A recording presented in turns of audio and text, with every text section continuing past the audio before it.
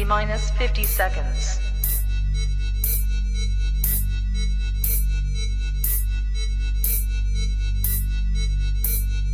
T minus 40 seconds.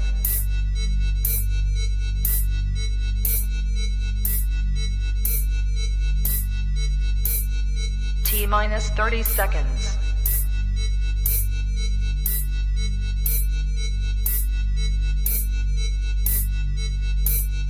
T minus 20 seconds.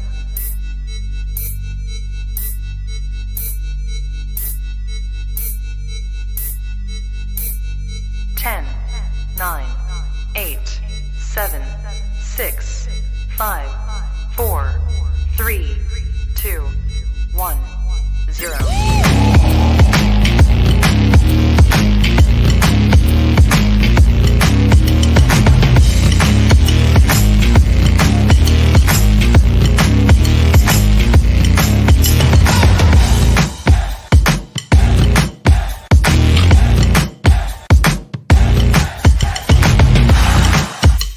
Women's Wrestling Talk, the #1 women's wrestling show on the planet. Hello, welcome everyone. This is Women's Wrestling Talk, the aftermath of Hard to Kill. I'm your lead host, Driune Santana, the EIC of WWT, as well as one half of the most dominating tag team in Women's Wrestling Talk history, the Salt Shakers. I am not alone. I have Nickie Booshie, our senior writer and host to my, I guess, left, right? Next to me over here somewhere. And then, of course, we have Emily Mae with us on today as well. How are all of you guys doing? You guys are there at Hard to Kill Live. So, you must still be running off there some energy from what happened last night. I'm shook it because I literally hugged the virtuosa as she's bleeding. That was amazing. And of course, I got to see Trey Miguel retain his title, which we'll get into more. But overall, and I'm just speaking for myself, and Emily, you can agree.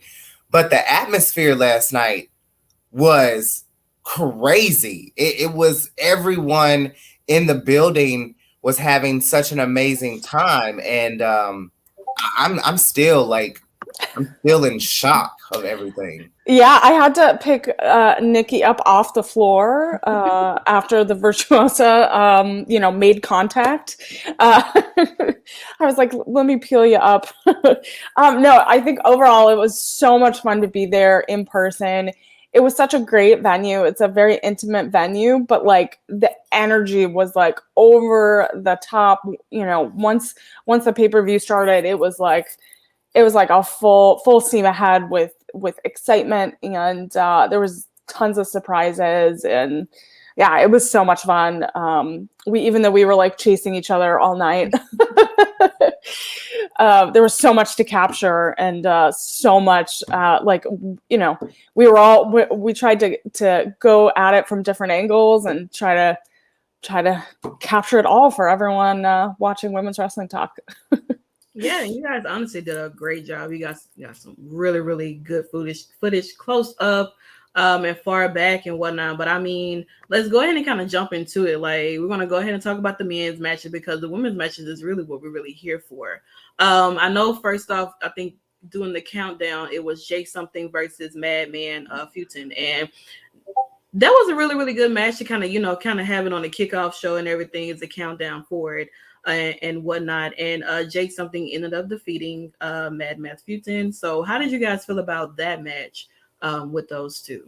So I watched Jake Something over the summer put on some bangers, and I also watched Fulton as well because he tags with Ace Austin, which was originally the plan. However, Ace was in another match. But overall, I thought the power and the dominance that they displayed in the match was great to really kick everything off. I think we were a little spoiled with having two kickoff matches. I had no idea. I love seeing how Fulton has really grown in the company. And then with Jake Something, he just has this presence with the crowd, especially if you're heavy in Impact, but also in other promotions. You're very familiar with who Jake Something is. And I'm very new to him. Like I said, I watched him over the summer when they were doing tapings in Nashville. And overall, I enjoyed it. I think that this match was placed perfectly. Yeah, I mean, I think you're right. Like it was kind of a perfect way to start off the night because, you know, you really had to get something that got the fans excited. You know, you wanted something came in with all of like those tools in the ring to kind of like, okay, you know, have these, they were matched pretty well. And you know, I think it was kind of like you said, Nikki, it's a perfect placement to get people excited and kind of kick off the night. And there was a lot of effort put in to kind of get everyone excited before the big pay-per-view.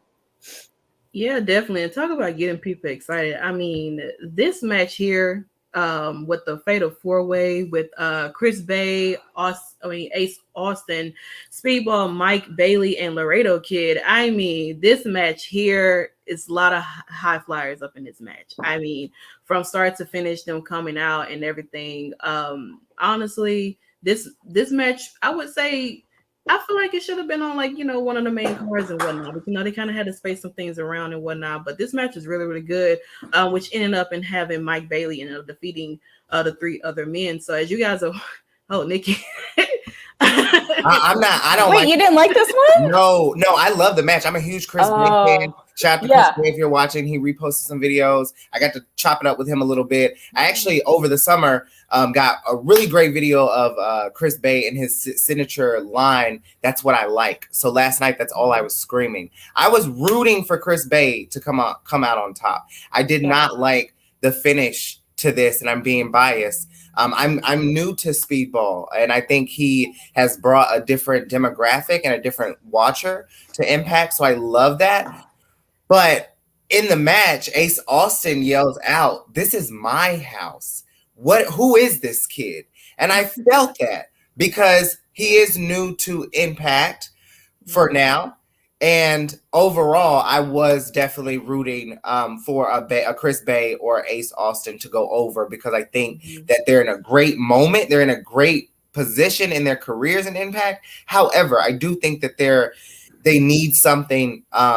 I guess I'm just being biased, but I want Chris Bay, Ace Austin, Trey Miguel, X Division Championship, triple threat match, because they're all very extremely talented. So no, I was very upset at the ending of this. Yeah, I mean, I'm a huge Ace Austin fan and Chris Bay as well. And like what I loved how like this kind of was the catalyst of like the chaotic and like wild nature of the evening as a whole, right? Where this really like set the tone for the rest of the evening. And you know, it was like they were doing like really wild moves and I think that was a testament to these former champions in the ring trying to still continue their journey. And I think overall, this was a really, really fantastic introduction to Bailey because Bailey's been working towards this opportunity for a really long time. And I think this was the perfect match to do it and the kind of the perfect people to go and fight against. And I do agree that it should have been on the main card because but then also it helped kind of set the tone too. So it's I kind of have mixed feelings of like where this should be, but this was a really fun match. I really enjoyed it. And this definitely got people talking. And like, this is when like the fans really started going wild in the audience. I don't know if you felt that too, Nikki, but this was like, what? Like people were just really into it. I mean, I can definitely tell from watching at home and whatnot, like you guys were like really starting to like kind of get loose and get prepared for the opening of the show and whatnot. But I mean, I know, Nikki, you bring up like Trey Miguel, and you know, I think his match was supposed to be on the pre-show. So I've, you know, before they kind of bumped him up to the main card and whatnot. And so, you know, with this whole story between him and Steve Macklin, I mean, for the X Division Championship, Gail told that man, look, this is your last opportunity. If you don't beat Trey, you're done. There's no more. And he didn't. And I was there. And I was there live with my Trey Miguel shirt on. And he didn't, and he did not. And Trey is still your X Division champion. Still the X Division champion still is. And I mean, like that match, Trey was kind of getting a little beat up over there. Steve was a little aggressive. Like he was flipping everybody off and about to beat up the announcer team. And I'm like, Steve, relax, okay, calm down. Macklin is a beast. Yes, I love Trey Miguel. I wore his shirt last night. I repped it. I really, because a lot of people were like, oh, Trey's gonna drop. It's his time, blah blah blah. I didn't listen to that. I'm like, nope. I don't care what stipulation you have. Miguel's gonna go in here and he's gonna dominate. I really love to see these two go at it, because one thing that Macklin does with Trey is that he pushes him to a different level. We're seeing a different intensity in the ring with Trey Miguel. We're seeing, and I always say this, Trey reminds me of Sasha Banks. They are very similar in palette and the way that they have this very dominating presence with their size in the ring. And we got that last night. Trey hit 2 meteors before getting that victory. And I was very excited about this match. I do think that, honestly, if this match would have been on pre-show, I think it probably would have not set the tone that we were needing for the way that they placed this match specifically. It was good to see a different side of Macklin. I know a lot of people are still like in awe of the ability that he has to carry himself in the ring. Definitely one of my favorites of the night. Yeah, I mean, what I loved about this one is like the brutal brawl kind of started right off the bat, right? Yeah. And these two, like, it ensued this wild brawl. And the thing is, Macklin had to take control of the match early on, right? He had to kind of recover, take that time, but also put in, like Nickie said, put in those moves that could take Trey down, right? And what I liked is like they got in the moves that were really like their opportunity and like what they were good at, right? And they elevated each other, which is always important to do in the ring.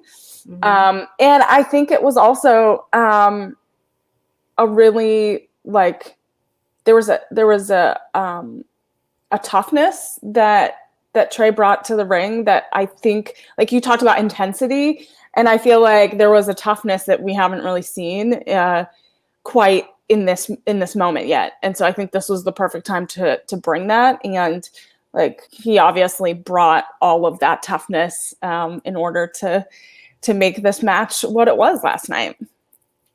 Yeah, I definitely agree. It was very intense Trey, I don't even think Trey even made it to the ring to do his little thing he do on the like he taking him out on the ramp, right? He was attacked mid-ramp. Mid-ramp, the thing is, you just got to go for it. To do it early, get it done. That was the goal. I literally, y'all, I was sitting there recording Trey coming down, and I was like, no! Yeah. And he jumps out, and it's just like, what are we doing? This is how we're going to start the match. And that was to my point. Mm-hmm. If this was on the post show or the pre-show, I don't know if it would have given the same to the fans. Yeah. I think that they deserve to be in the spot that they were in. And I think it got us prepared for 2 more very dominating matches with the men.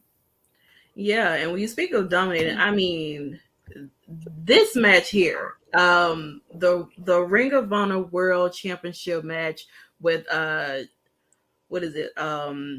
Jonathan Gresham and Chris Sabin. Like, I mean, from start to finish, we already know, if you watch Ring of Honor, you know exactly how they get down in Ring of Honor. And to bring this match over to Impact and whatnot and be a part of a match card for the title, I mean, honestly, truly, Ring of Honor matches can kind of be a little confusing to me sometimes, especially with the whole ring rope break and and everything else. And I mean, you guys were there live and everything. And I know, Nickie, you said that this was like one of your like, or considered to be the match of the night.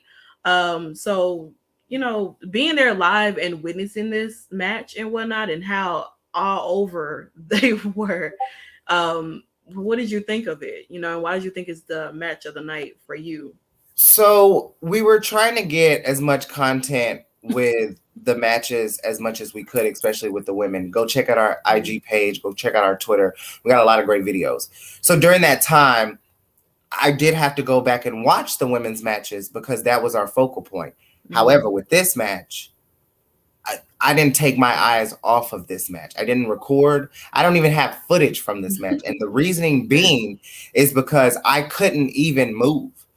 Mika, one of our writers, was there as well. Mm-hmm. And you could feel, and she is very familiar with Ring of Honor as well. Mm-hmm. She let me in on the stipulations of ROH, and I was just like, oh, okay, you know, this is weird. But when we got into this, and like I said, I watched Chris Sabin too over the summer. He's a veteran. He's a so skilled at what he does. But this match here was just like over exceeded my expectations. And as the match developed, every single person in the arena was standing on their feet. Mm-hmm. There was a different, you didn't really even see phones. I thought we were like in the early 2000s at one point because this felt like an ECW, like one night stand type feel. It was a very grungy, vintage. I mean, it was wrestling. It was, and I remember looking at Mika and I was like, this is wrestling. Like this right here, this is pure wrestling. Yeah, I think there was a moment. I was it this match where the fans started chanting, "This is wrestling." I don't know if it was. It might have been this match. Yeah, I believe I heard it. I believe I heard it in this match and then another match. Yeah, because it like to Nickie's point, like this took over, and I love this. I love how they're bringing. I mean, we'll probably mention it, but like, I love how they're bringing in Ring of Honor, and kind of having the cross blending of moments, right? And like, kind of we had that big takeover that happened. Mm-hmm.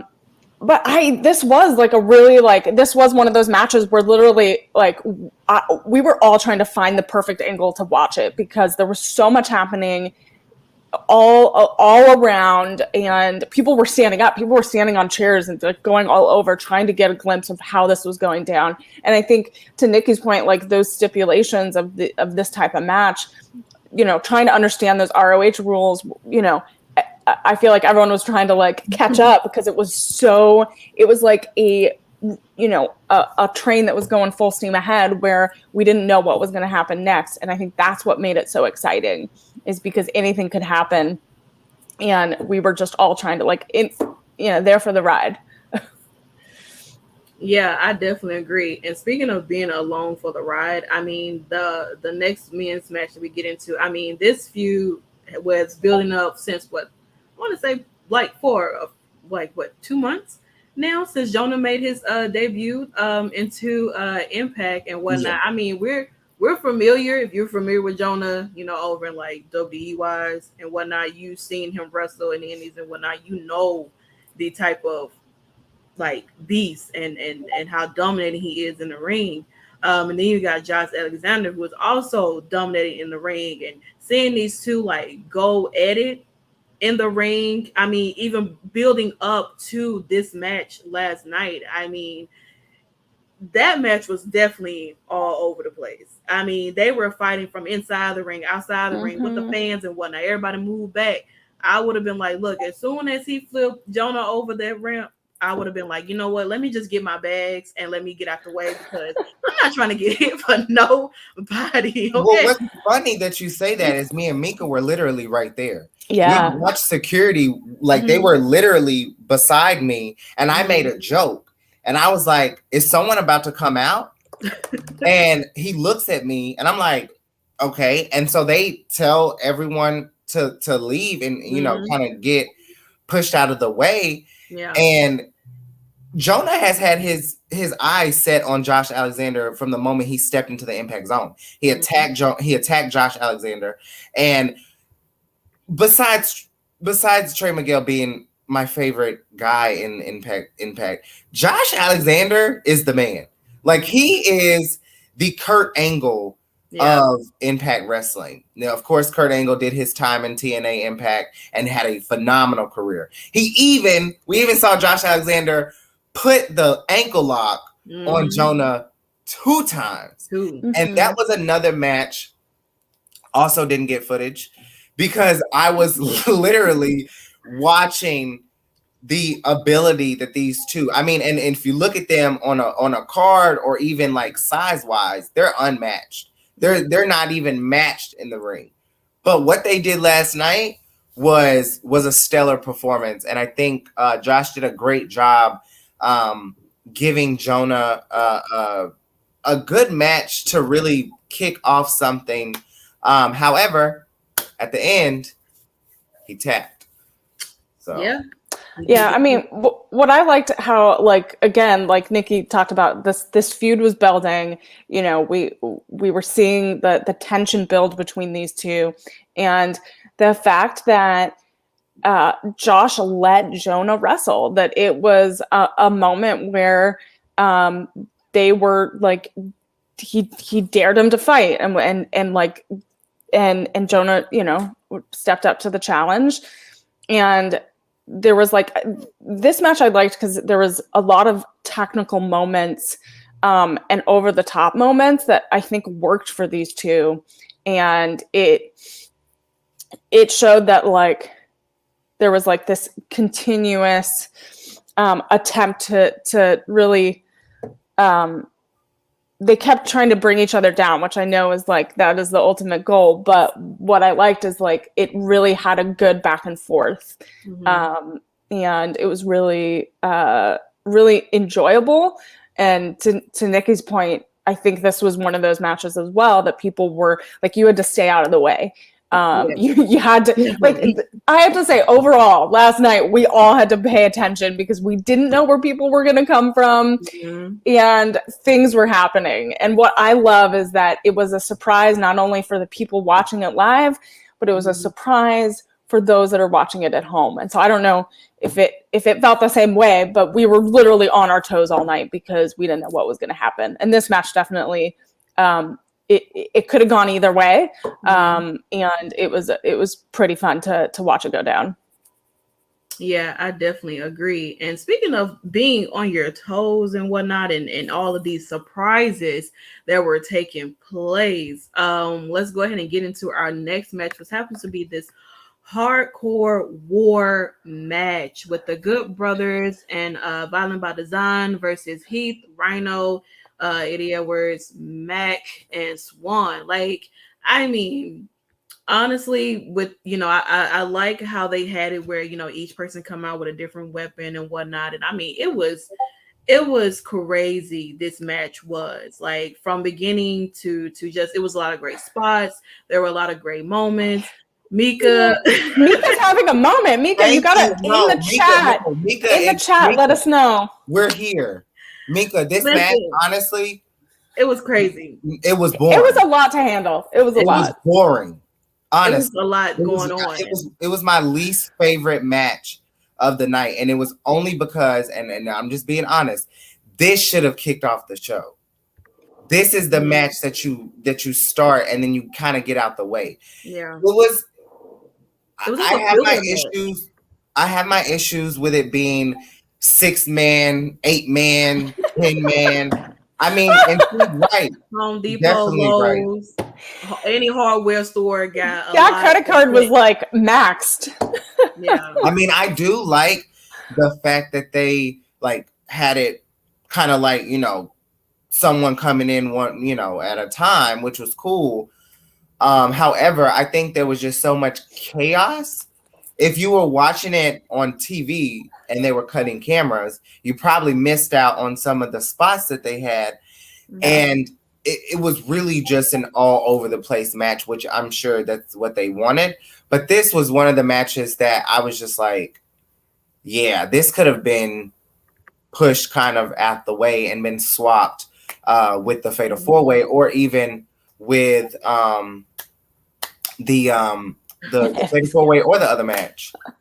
Yeah. I mean, how did it look? I'm curious because like I always go back and try to watch it on TV. If I'm like see the live show, I go back and watch it. But how did it feel for this match, like watching it from home? Because we were having trouble seeing all the spots live, and so we were trying to see like because there's so many people in the ring. And and all of them are incredibly talented. They're they all had their little moments and their spots, but finding the momentum and like where does this match peak? Like what's that big moment? And I felt like they had multiple big moments, and finding the placement of those at the right time to make it make sense in this. In this match, it's hard with 10 people. I think Eddie Edwards had the moment of the night because I was scared. Like I did not think, I didn't know what was going on. Like I was just like, it was really a lot of like watching it from like home and whatnot. It was just like at first I didn't understand the rules. I thought this was like a war game just without them being locked up in a cage or anything like that because they had them coming down one by one. I was just like this with this match here. It was, I would like to say that even the invasion didn't do it for me. How did you feel about that? It was a cool moment. A lot of the guys I knew Mike Bennett, of course, with Maria Kanellis and whatnot. I knew them, but as far as like anyone else, I was like, who is Vincent? Who is this man with these dreads up in here? Who all these other people that just come out of nowhere? I didn't know half of this folks. And I was like, so like Matt Taven was there. He's an ROH staple. I think it played for the crowd. The crowd, it played for the crowd, definitely. I'm not the biggest, and I'll say this, I'm not the biggest Maria fan. I did at that point yell out to her. Yes, he was. I did. Yelling. I was yelling at her because she's made a lot of comments. And all I said was, I want to see you get in the ring with Sasha Banks. That's it. I want to see you get into this ring with someone like Sasha Banks. So I think it definitely popped when she came out. I was able to get Mika got an amazing video of Maria in the ring when she smacks him. So that was cool. I think it played to like I said, I'm not that familiar with ROH. So I definitely, because it was literally like an L in the crowd. Yeah. So like, where Roxy was sitting and everyone else from ROH was sitting, there were some other wrestlers. They went nuts, and the people from ROH knew that, so they went over to that side, and so it worked. And then we had Roxy sitting in the audience, looking at the action last night, and I liked how it's been building, and I know people are worried about Ring of Honor, and so I liked how they're having this crossover of this invasion for this quote, breaking down that forbidden door people are talking about. I think it worked for the live audience. Like it worked. Like people were like, "Whoa, what's happening?" The audience totally popped for it. But I have to go back and watch the how it played on TV, because I think, again, there were so many moments we were all catching up in the moment, and that things happen so fast, you blink and you're missing stuff. Yeah, I definitely agree. I'm going to leave my comment about Roxy because I have issues with that, but... Oh, Nikki, you're upset. I'm not upset. I just think it was pointless. They didn't do anything with it. And we'll get into that more, but yeah, what came out? Like, yeah. I mean, honestly, nothing came out of her sitting there with the ROH title at all. But we'll get into that more. We're a little spicy this morning. Nikki and I are tired, so we're you know. So need a little decaf or something. But let's go ahead and get into our like last, male match of the night. As far as like on the male side of it, I mean, the Impact World Championship, Matt Cardona moves versus wMorsi. This feud has been building and building and building and building, and even got Chelsea Green involved. She done got smacked in the head with a chair once. She almost got smacked again last night. It's like, Chelsea, girl, get out the way. Now I know you're trying to you're trying to protect your husband. You out here doing high fly moments, but hey, do your thing, okay? Beside him, okay? Protect him. Take the chair shots for him, but she almost got hit again. I was like, Lord, no, not again. No. I saw that happen. So I literally was standing there and I saw her. So I think Nicki was on the opposite side. I was on the side that she literally flew towards me. And I was like, girl, don't do it. Don't do it. And then she just flew. And I was like, she did it. Oh God. I love it. I'm sorry. No, I love it too. But I was like, oh God, don't get hurt. Chelsea Green stood up to Moose.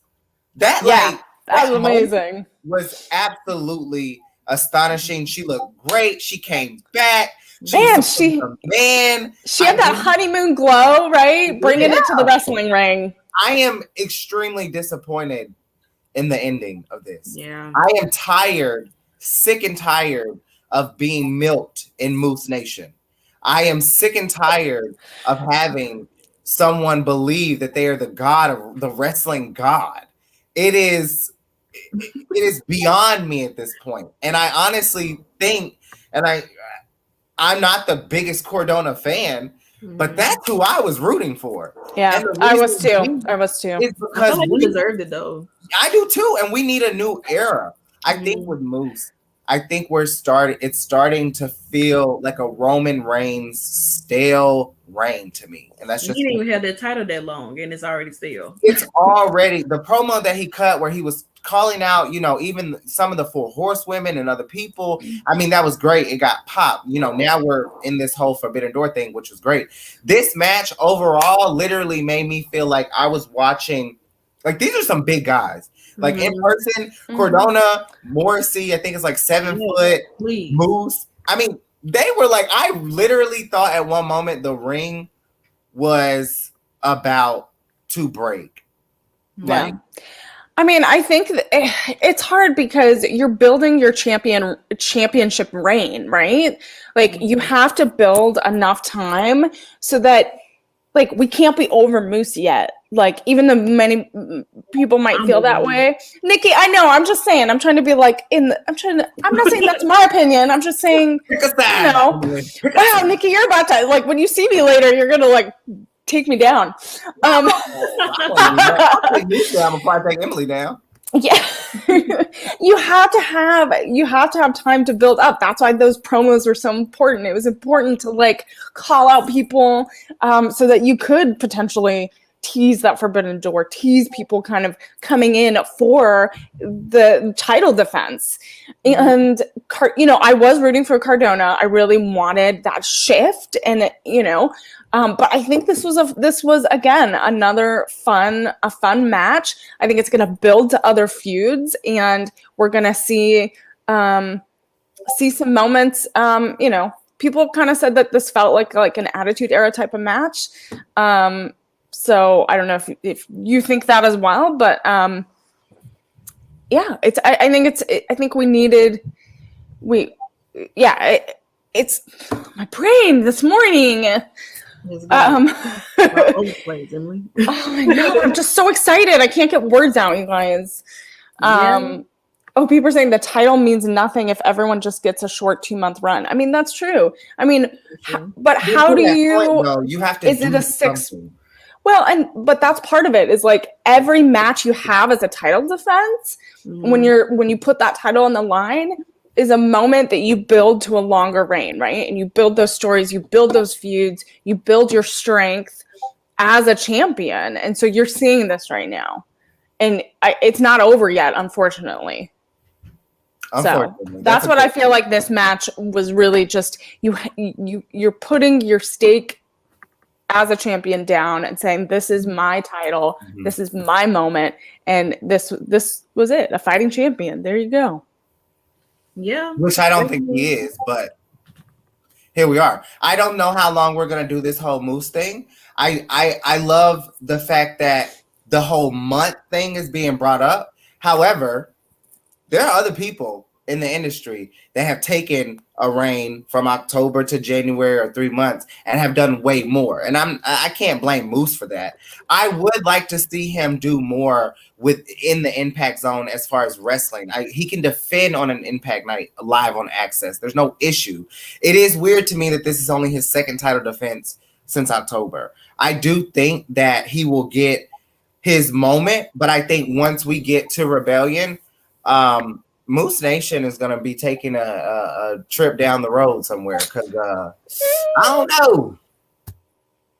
Well, speaking of taking a trip down the road, we are finally done with the men's part.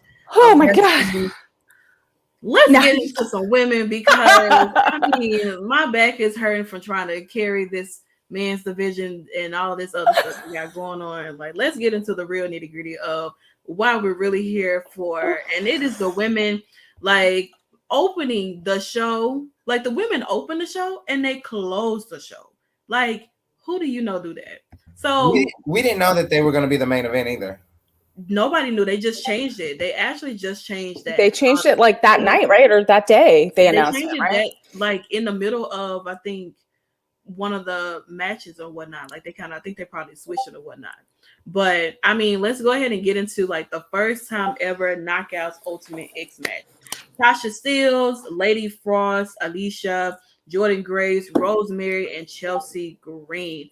I mean, I must say, like, they did a really, really good job.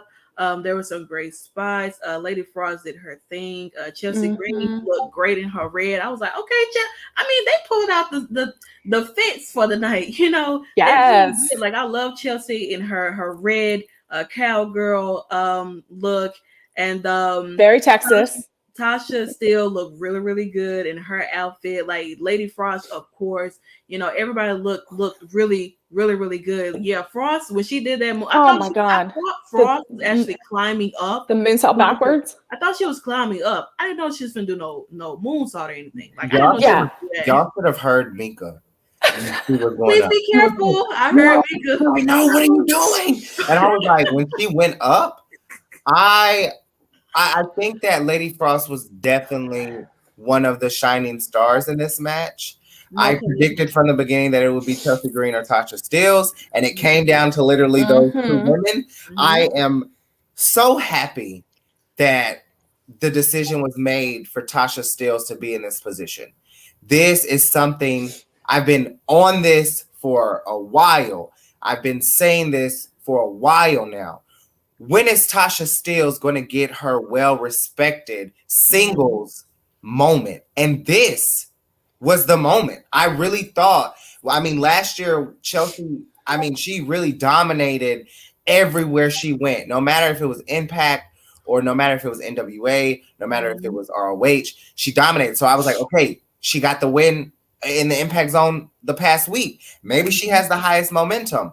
The way that Tasha came out was utterly phenomenal, and I really am happy to see what's next for these 6 women, because even if you didn't win, you still won in the fans' hearts. You still gave us something. We were able to be there and really create history, and I want to give a big shout out to Lady Frost for stepping into the Women's Wrestling Talk with us and really giving us that moment and really showcasing her talents and what she's bringing to the Knockouts division.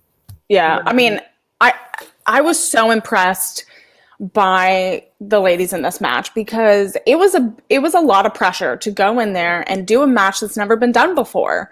And there was these stipulations. There's, you know, they had the what are those called? The structures they were climbing. I don't even know what those things are called. Like, so like there was so many like dangerous spots, right?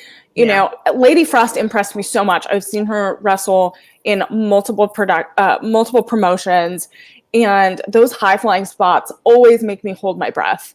And that spot, I think all of us were a little nervous. And I just, and Jordan Grace's just incredible strength. Scaffolding. There you go. Thank you. I couldn't think of the word. Thanks. It's been a long, it's a few hours of sleep. Just holding on to the ropes up there, and like I was like so incredibly impressed by their strength, by just how they were maneuvering, and everyone tried to get up there and really kind of hold their own. And it was just really fun. It was really fun. It was really exciting. And again, they made history last night by doing a match like this. I hope it continues. I hope there's more of these types of matches. Because you have to think in a very creative way. You have to think outside the box, because it's not your normal wrestling match. You have so many of these elements you have to think through. You're fighting 6 other women, and and all of them brought different skills to the ring. I really loved, again, like Chelsea Green has like been incredible this past year, and been kind of breaking down doors in tons of promotions. The crowd hated when. Wait. And that was my favorite moment. I was like, why? No, the crowd was sick when she started like walking down, because they knew that it was going to give Steels an advantage. However, Havoc did the same thing. Havoc made her way to the ring. And I'm going to be honest, call me crazy, but I would have loved to see Eddie Edwards come down for Alicia. And I would have loved to see Matt Cardona come down for Chelsea. That's what is sometimes missing with me, because Chelsea went to defend Cardona. Why is it that, and they don't have to, and we get intergender wrestling a lot in Impact Wrestling. They don't have to necessarily attack someone, but I would have loved to see everyone be able to get a piece of even the odds. That's it, Mika. Exactly. Just to be able to even the odds in a sense of, maybe it doesn't work for everybody, but if we could find a way, like Sabin could have came out for Grace and not necessarily Gresham, and Sabin was the one that was training with Jordan Grace. I mean, even with Lady Frost, we could have saw someone like a Trey Miguel or someone come out and be like, you know what, she's new here, I'm gonna watch her back. That would have been great. But Savannah was the pop. Like that was the pop. And I see the comment about the whole babyface thing, whatever. That's old. I mean, the whole babyface and heel thing, like let's like leave that out the window for now, because honestly, it's not about face or heel. It's about making a moment, having a sense of giving the fans something that we don't always get to see. I think sometimes we draw the line too quick on the whole babyface and heel thing, and we sometimes just need to take the character out of it for one moment and just enjoy what's really going on. Yeah, and I mean, it was a moment, with Tasha, being the first person to win this match, the first Black woman, Afro-Latina, however she wants to refer herself, the Puerto Rico badass, saying she really, I was like, when I saw, I was like, okay, her and Chelsea's up there at the same time. And then when I saw Tasha drop with the X, I was like, okay. This may be the year of Tasha Steele. Like, this is literally just exactly what it's going to be. And it seems as if like this could be the year for Tasha Steele. And kudos to all the women. They actually did an amazing job last night. They all took a nice photo together with Tasha holding her ex and whatnot, and she stated no matter what the outcome was for the, the knockouts championship match, she didn't care who it was, whether if it was Mickie James or Deonna Perazzo. Like, here we are, like our main event of the night. We have Mickie James versus the Virtuosa, Deonna Perazzo in a Texas death match for the Knockouts World Championship. And Mickie James, she cut her promo. She cut her promo. She did cut her promo, way before the show happened. She was like, everybody on Twitter was using their thumbs to tweet about me the other night, saying, yes, I'm about to enter the Royal Rumble, being the Knockouts champion and whatnot. That promo was sick. It was. She was letting me know, like, I'm gonna be there, saying I'm gonna walk in with my title, and then we have Deonna who gets interviewed and whatnot, and Gail comes over and say, well, you can't touch her, and Drama King, you can't come out. You cannot touch Mickie James. But he did, but he didn't touch Mickie James. He didn't. Yeah, I loved Deonna's promo last night, her interview. I think and she dropped Royal Rumble that Mickey's gonna be not able to walk right into that Royal Rumble, and I love how it gave everyone popped, and then you kind of felt like the Virtuosa was a little unhinged last night. And I feel like that interview really showcased the intensity heading into that match, that she was ready to take her down. Especially, I mean, this is a death match after all. Yeah, and Texas death match. It was. It definitely was. I just want to say this: I'm utterly disappointed, just like I was at Bound for Glory when Mickie James became the 4-time Knockouts champion. I love Mickie and I respect what she does. However, Deonna's gonna get back to that Knockouts championship in due time. I think that what she's gonna probably do is take some time off, focus on AAA. She's been called out by Taya Valkyrie. She's now called out Roxy. She's in the mode of things. What I really love about this is that the ending of this match, and I know cameras were off. I know things were happening. But what was said between Mickie and Deonna after that match was women's wrestling. Was showcasing the importance of women's wrestling. And you could see and you could feel the atmosphere absorb in the room, where this is why this match needed to be a main event. We saw Mickie really pull out some stops. I'm not gonna lie. When she pulled that chair out and sat down and talked to Deonna like Deonna was her daughter, I was like, what? This is crazy. The audacity. There was Nikki, there was an embrace at the end of the match, and I was like, it felt like and Mickie has had many moments in this past year where she's framing women's wrestling and building these moments, and that these matches are bigger than wrestling, are bigger than what they've been in the past. And so this, again, last night was a moment where it was bigger than the moment, right? And they had to keep building towards bigger and bigger moments. And the fact that they were main eventing, again, super important to have that place. Definitely. But let's talk about this moment, a little moment here with, Roxy.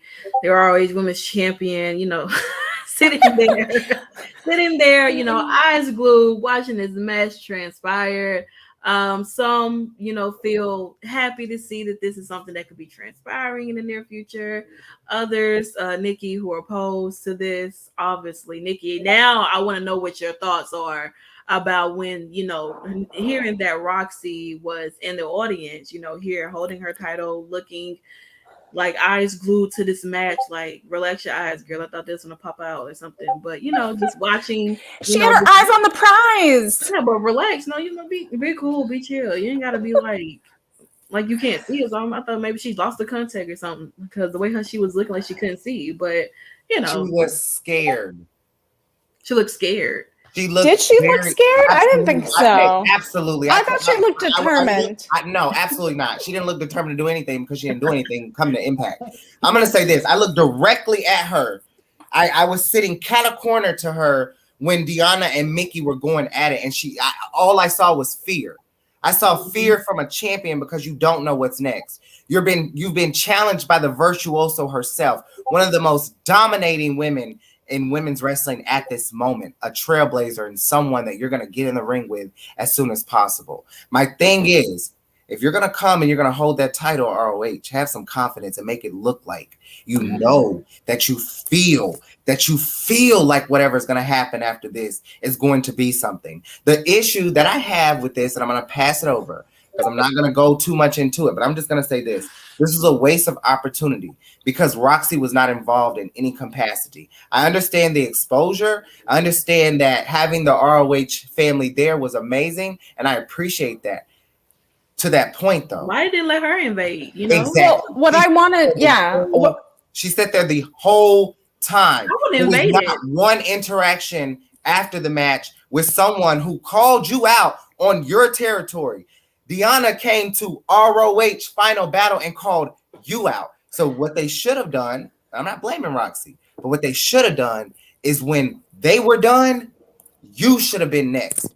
You should have not just been sitting there as a commentator or as a listener. You should have let your presence be known as a character. And that's my only issue. Yeah. Because I didn't get what I thought that I was going to get. Well, between Deonna and Roxy. Well, I thought, like, to that vein, Nikki, like, I thought that something was going to happen. I was like, all right, Roxy's going to, like, get challenge for the title. Mickey got it. Okay, there's going to be a big scuffle. Like, there's going to be an additional fight. They're going to build to a big storyline here. And they did have kind of that moment a little bit. She held up the belt. She kind of, had a little slight confrontation. But Nikki, anything. It doesn't have to interfere. Something. But how do you make it bigger? This was the moment to do it, right? Right, and that's my issue. Like, take someone out, take them both out, right? You don't have to interfere because your next challenger is not Mickie James, Hardcore Country. Your next challenger is the 2-time Knockouts champion, the Virtuoso. I don't think that she should have interfered in the match, but it would have been nice to see her and Deonna square off like they did with Final Battle. My issue, once again, you're on her territory. When she was on your territory, she felt like the bigger picture. When she was in the ring, y'all were squaring off, it made it equal. What I would have loved is if she would have been at least in the Impact ring. And I know she's going to be wrestling in Impact this week, which is great, but that's on Access. And that's a weekly show. This is Hard to Kill. I would have loved to see Roxy have that title standing in an Impact ring as the ROH champion and looking at Deonna as she doesn't even hold her AAA title and really feel a sense of build in this. I don't want them to just rush into Roxy and Deonna when Roxy was literally at the event and y'all could have played off this story. I think it was fumbled. Yeah. In a sense. I don't think that Roxy just being her presence being there. What did that do? It made it look like she was a fan, It made it look like she was a fan sitting there watching her favorite, Deonna, go out there and have a great match and hoping that she win. I mean, like if I was a champion and I seen somebody who came in my turf telling me they want to challenge me for my title after I just had a match, do you not think I'm gonna do the same thing? You lost your match, sweetheart. You're not even holding your title no more. I don't even think you're gonna ever get it again. So while you still trying to come after my title, let me go ahead and excuse you on out my way, and let me go ahead and head on to Mickey, because it seemed like she didn't already beat you up like twice. So let me go ahead and go over to somebody who can actually beat you, and let me go on and see what I can do with this woman over here. Roxy just kind of just sat there and just looked, and I felt like maybe even if she didn't interfere, she could have hopped over the ramp or something and you been like, hey, Deonna, remember me? And I could be wrong, and I'm gonna go back and rewatch. Oh, I'm sorry, Emily. Were you saying something? No, you guys are so funny because the thing is, like, I wish she did something a little bit more, but I think we have more in store. I think it was enough.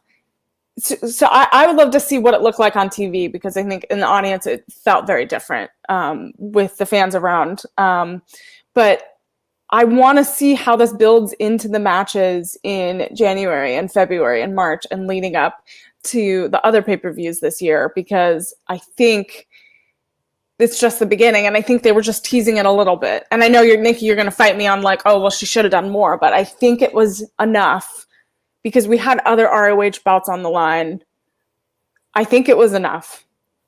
We needed to stare down. I don't care about she scouting. I didn't even see them interact. Like, that's what I'm saying. You're like, Emily, I get to your point. You're saying it's enough, but what's enough? Because it to me, and like I said, I'm going to rewatch it, but I saw them. I didn't even see them even lay eye contact on one another. Like, Deanna didn't even walk over there near her. They were close enough, but I thought, and this is just me being a wrestling fan, I thought that Deanna would get slung into the barrel or to the gates, and Roxy would stand up, kind of like over her, or just smile, because of course Roxy's this baby face. But at Final Battle, the whole crowd literally booed this woman, and I was confused. They did. At Final Battle, she was booed, and when she won, she was booed. And so to that point, I think that like I would have loved to at least see something. How you boo your champion who's supposed to be a baby face? Hello, is this Cody Rhodes all over again? All over again. What are we doing? I liked this note from the Shadow Ranger. Roxy was scouting her challenger. She already accepted the match. She didn't need to do a stare down.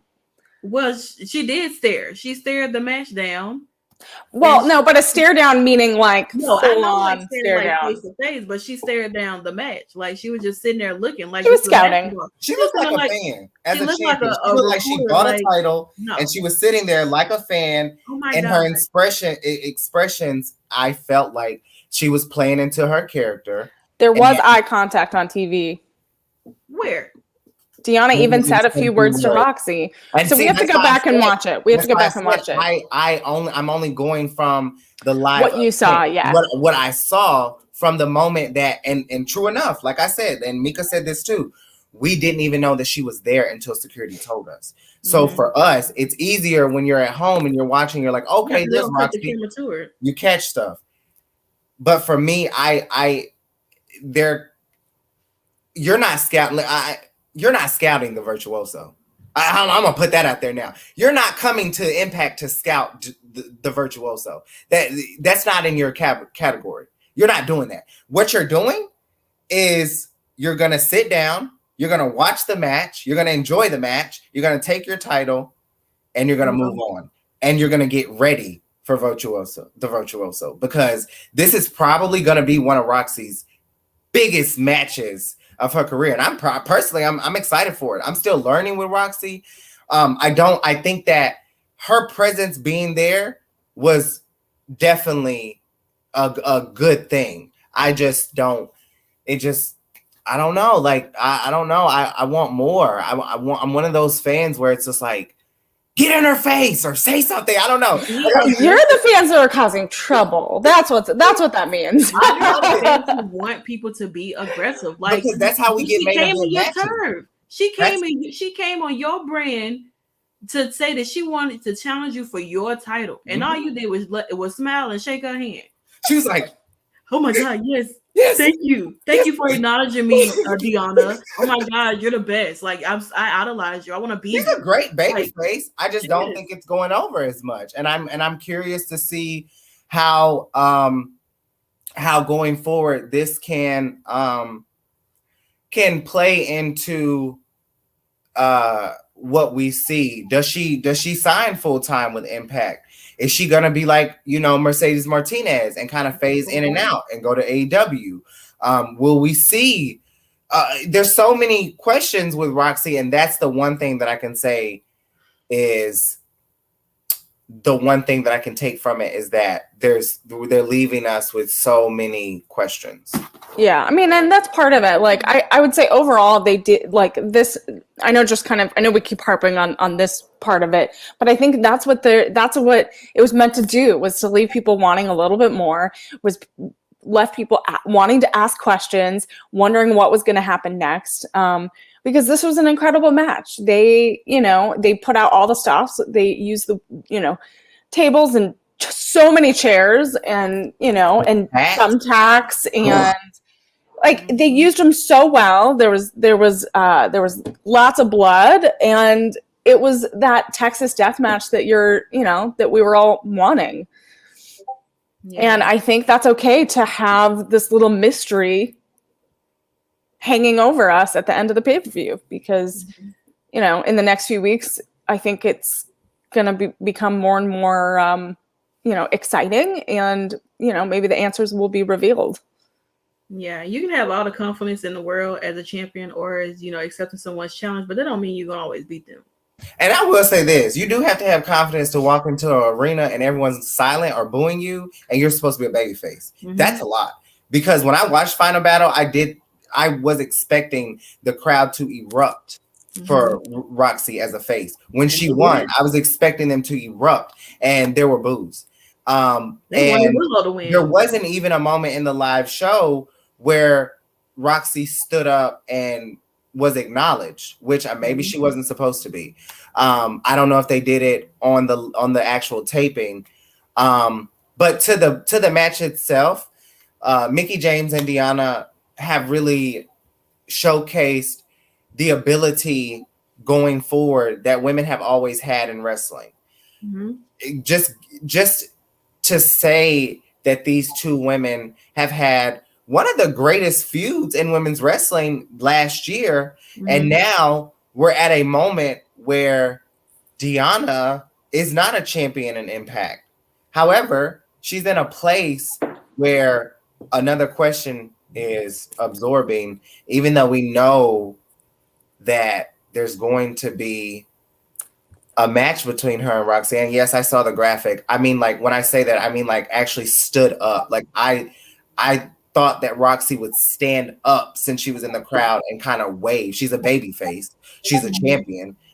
That's what I thought. Maybe they don't do things like that in Impact, which makes sense. But to the point of the match, I think it opens the door for so much with so many questions. And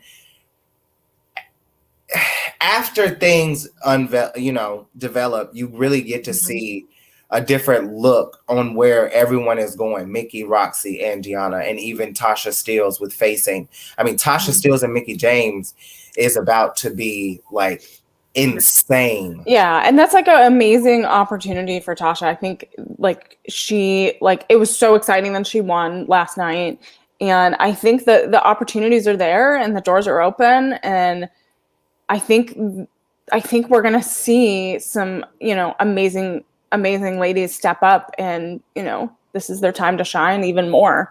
And that's what is so exciting about what happened after what happened last night, is we get to see the aftermath of it, and this is when all the excitement and fun happens. Yeah, I mean, I definitely agree. Hard to Kill was a solid pay-per-view. It was, the match card was pretty stacked. The matches, there were some matches that too many people really too much care for, but other than that, it was still very eventful and whatnot. Any final thoughts on Hard to Kill, as far as any last words? Okay, Nikki with a church finger, what we got? This is women's wrestling, but I'm just gonna say this: y'all gonna stop playing with Trey Miguel. Y'all gonna stop sleeping on the X Division champion, one of the greatest champions. Y'all gonna stop playing with that man, because he said it and I've been saying it.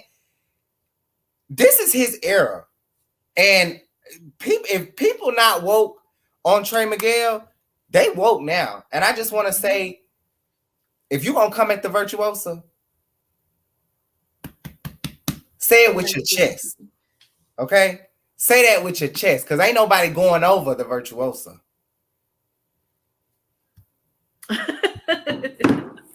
Oh my gosh. Yeah, no, I think it was a fun pay-per-view overall. I think it was really amazing. I missed a live audience. I think a live audience adds so much to it. Mm-hmm. Yeah, I'm gonna have to go back and watch some of it and how it all unfolded on TV. But again, like, thank you for Impact Wrestling for letting us be there last night. It was awesome to be there, and for all the Lady Frost and Deonna and everyone that gave us a shout out. So it was an awesome, fun time. And shout out to Ross too. Always a And stand. Ross, yeah. Yeah, Ross was great. He was maneuvering. He had a lot going on. Big shout out to everyone who stepped in. It was exciting because you felt the room just feel like, okay, this is wrestling. I looked up. Gail was the last thing that I remember from the show, and she came out and she thanked everyone, and the crowd just went bananas. When do we ever see at the end of a show women, not just the women that are competing, but Gail and Mickey, and I think Scott may come out. I think I missed him. I'm not sure, but Gail and Mickey and Deanna and Roxy was in the audience, and I mean that moment alone was so amazing, and I'm so ready to see.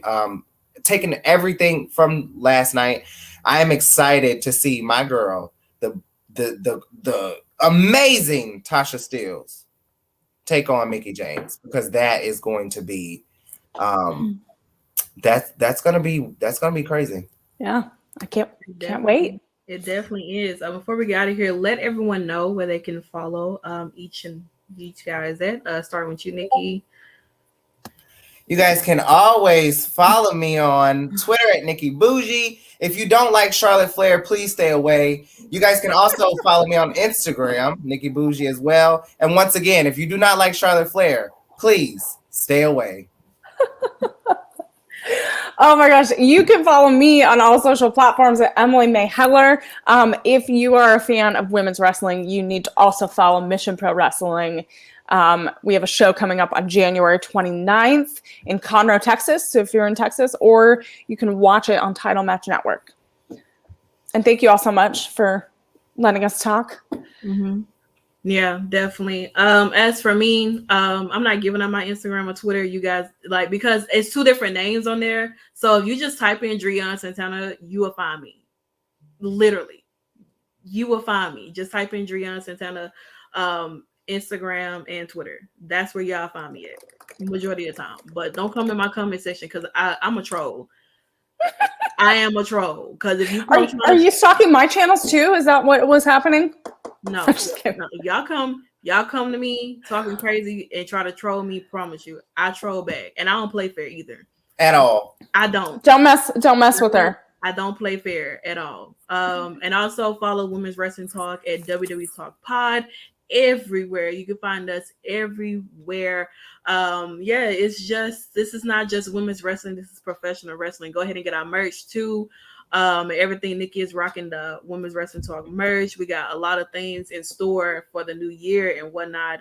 Be back tomorrow for the post show of Monday Night Raw. Of course, Nikki is the host and everything, and of course, the Salt Shakers will be in the building on tomorrow for the post show.